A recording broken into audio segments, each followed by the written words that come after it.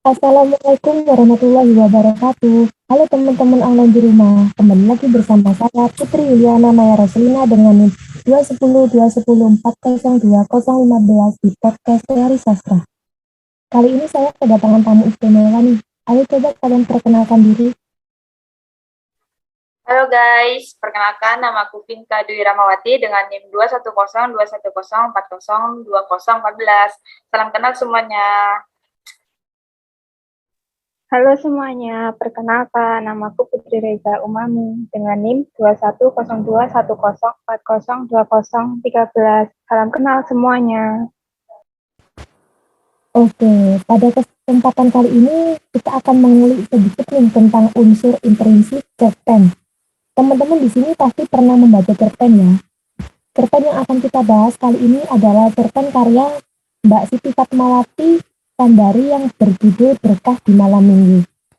Nah, sebelum masuk terlalu jauh nih, aku pengen tahu dulu nih dari Putri Reza, apa sih tema dari cerpen Berkah di Malam Minggu ini? Menurutku temanya itu kehidupan dan remaja. Kalau menurut Cinta, Kalau menurutku nih ya, temanya itu Sheina, Bagas, dan Ahmad membahas agama dan politik yang saling berhubungan menurut mereka. Itu sih kalau menurutku. oke, setelah tema dari cerpen, kita masuk ke tokoh dan watak tokoh. Bagaimana nih pendapatnya Cinta tentang Senina, Bagas, dan juga Ahmad?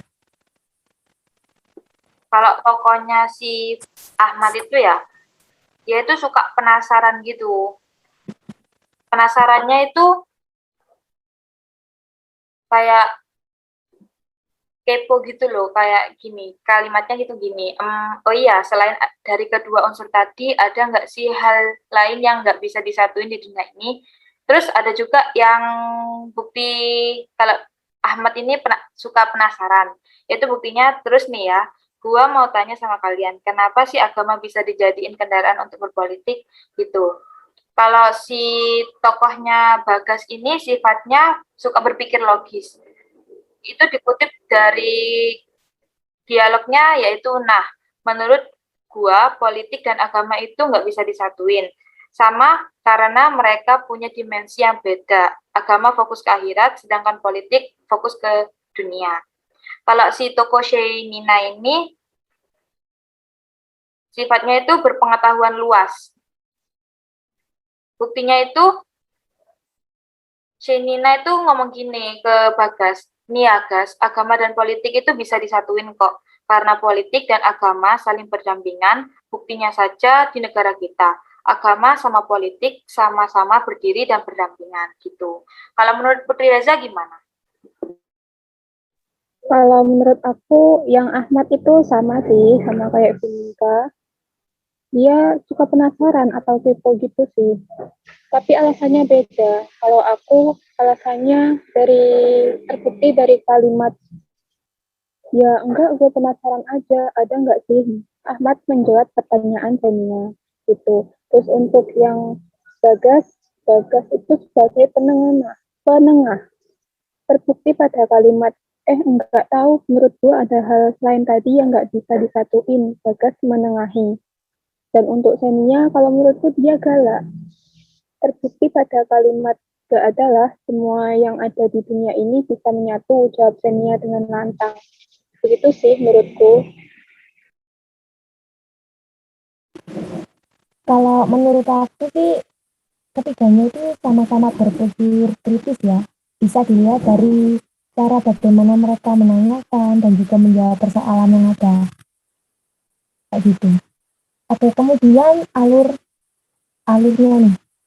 Kalau menurut aku sih alurnya ini alur maju ya. Karena dalam cerpen menceritakan kejadian mulai awal sampai dari akhir. Gimana nih kalau menurut Putri Reza? Menurutku juga sama sih, aku setuju sama pendapat kamu.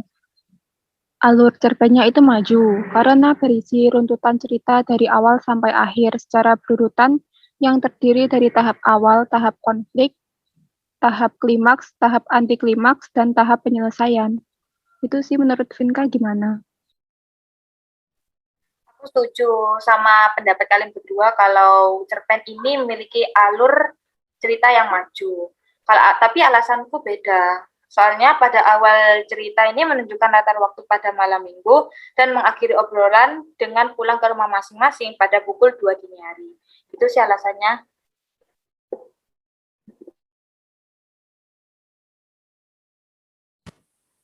Oke, sekarang masuk ke pembahasan latar pada cerpen nih teman-teman.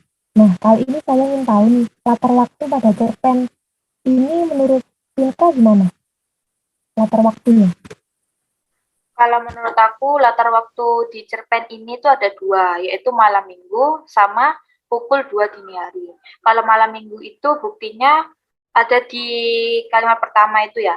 Malam minggu adalah malamnya anak remaja katanya.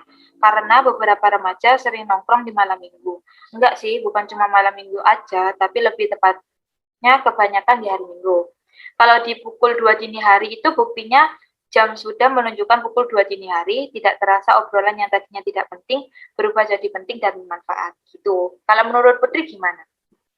Kalau menurut aku, latar waktunya itu malam hari, sama kayak Vinka. Cuma alasannya itu beda. Kalau di aku itu terdapat pada kalimat malam minggu adalah malamnya anak remaja, katanya. Di rumah Xenia ada Bagas dan juga Ahmad yang sedang menonton film di Netflix. Dan pada kalimat jam sudah menunjukkan pukul 2 dini hari. Tidak terasa obrolan yang tadinya tidak penting berubah jadi penting dan bermanfaat. Yang berarti menunjukkan mereka sudah ngobrol sejak malam hari. Kalau menurut Putri Yuliana gimana? Iya sih sama sih, menurut aku juga latar waktunya juga malam minggu sama pukul 2 hari itu. Oke, sekarang kalau latar tempat nih, menurut Putri Reza gimana? Latar tempatnya kan sudah jelas ya, itu kan di rumah Senina.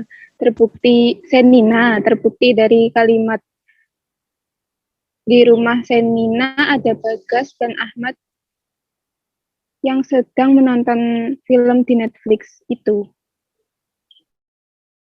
Kalau menurut Vinka gimana? Menurut aku sih benar ya. Kan mereka itu lihat film ini, lihat Netflix yang berjudul Mariposa ini di rumahnya si Nina. Jadi ya pastinya latar tempatnya di rumah si Nina. Dan mereka nggak kemana-mana, cuma ngobrolin politik sama agama ini ya di rumahnya si Nina ini. Sampai mereka pulang gitu. Kalau menurut Putri Yuliana gimana? Iya sama, di rumah Senina. Lah, di cerpen ini kan ada kutipan akhirnya ketiganya pulang ke rumah masing-masing lah. Kenapa pada kutipan itu rumah masing-masing itu tidak termasuk ke latar tempat?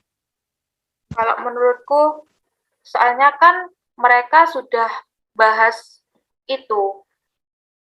Jadi mereka pulang itu udah nggak ngapa-ngapain, udah habis ceritanya. Cuma kan intinya kan kalau di rumahnya si Nina itu kan mereka beraktivitas kayak bahasin politik sama agama, terus nonton Netflix gitu.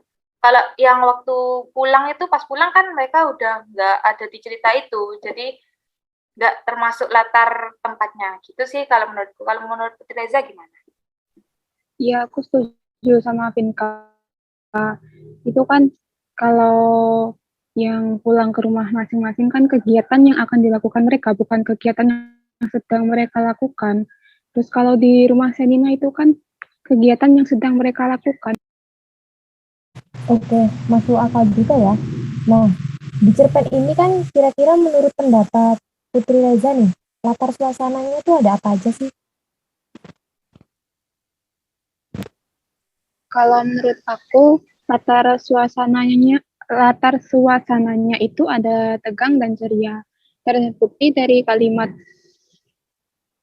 mereka bertiga akhirnya tertawa bersama-sama menertawai nasib para rakyat miskin yang berteriak kelaparan, sedangkan para pejabat tinggi dengan mata tertutup saja sudah membeli mobil Lamborghini. Setelah mereka puas menertawakan apa yang terjadi di negara ini, mereka melanjutkan bahasan yang tadi sempat tersendat. Itu sih menurutku. Kalau menurut Vinka gimana? Aku nambahin ya, kalau menurutku itu latar suasananya itu suasana asik gitu. Terbukti dari ketiga kawan sejoli ini masih asik nonton film sambil menikmati kopi dan juga cemilan-cemilan yang mereka siapkan. Itu sih. Kalau menurut Putri Liliana ada tambahan apa enggak latar suasananya? Ada sih, aku nambahin yang itu, latar suasana, series. Nah, itu terbukti dari kutipan obrolan ini terus berlanjut dan mereka mulai masuk. Kayak gitu. Oke, di sini kan aku juga baca cerpennya ya. Menurut aku nih, gaya di sini kan aku juga baca cerpennya ya. Menurut aku gaya bahasa cerpen ini cenderung lugas, di mana tidak ada kata-kata bermakna ambigu di dalamnya. Nah, meskipun begitu, terdapat pula kalimat-kalimat yang menggunakan macam-macam majas, seperti majas asosiasi pada kutipan, kita itu kayak air sama minyak, nggak akan pernah nyatu. Nah, menurut kalian nih, gaya bahasa dari cerpen Berkat di Malam Minggu ini apa sih? Dari tingkat dulu deh. Kalau aku gaya bahasanya itu ada sindirannya gitu ya, yang bermajas ironi. Karena menggunakan gaya bahasa yang digunakan itu untuk menentang dengan fakta yang ada.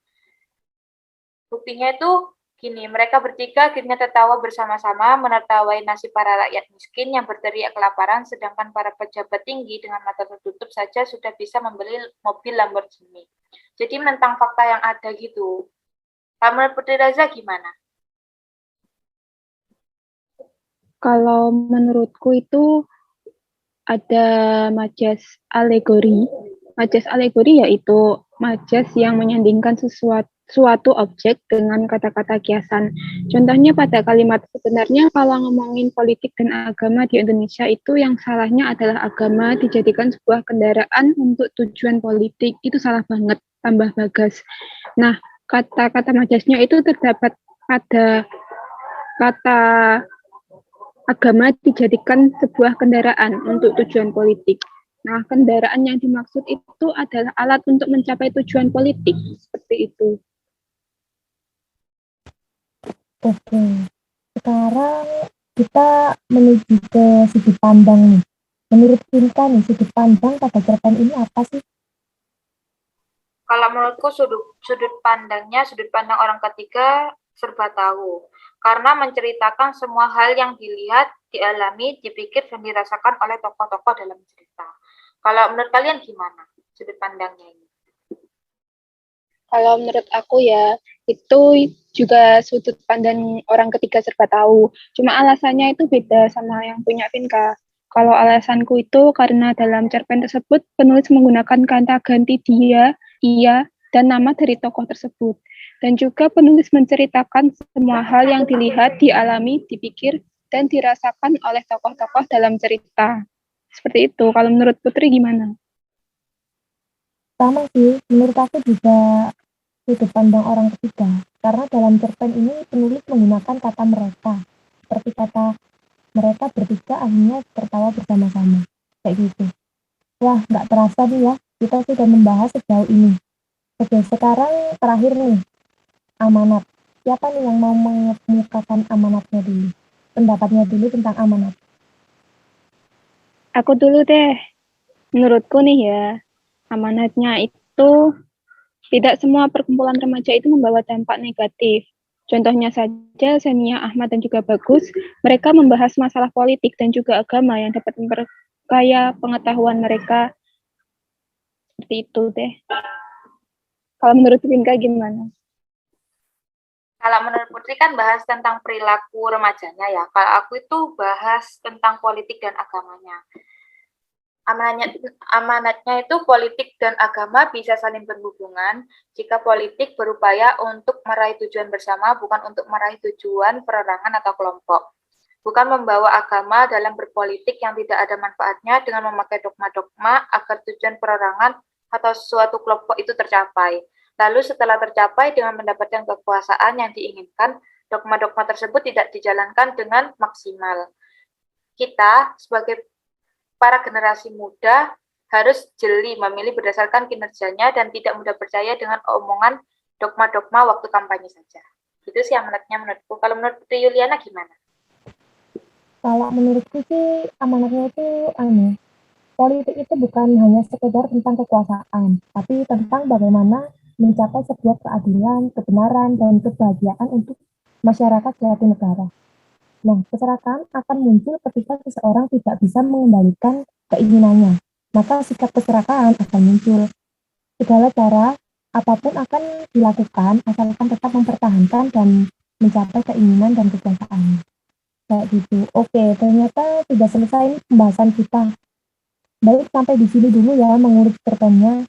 Sampai ketemu di podcast selanjutnya. Saya Putri Yuliana dan juga kedua teman saya yaitu Putri Reza dan juga Fika pamit undur diri. Dan wassalamualaikum warahmatullahi wabarakatuh. Waalaikumsalam warahmatullahi wabarakatuh. Waalaikumsalam warahmatullahi wabarakatuh.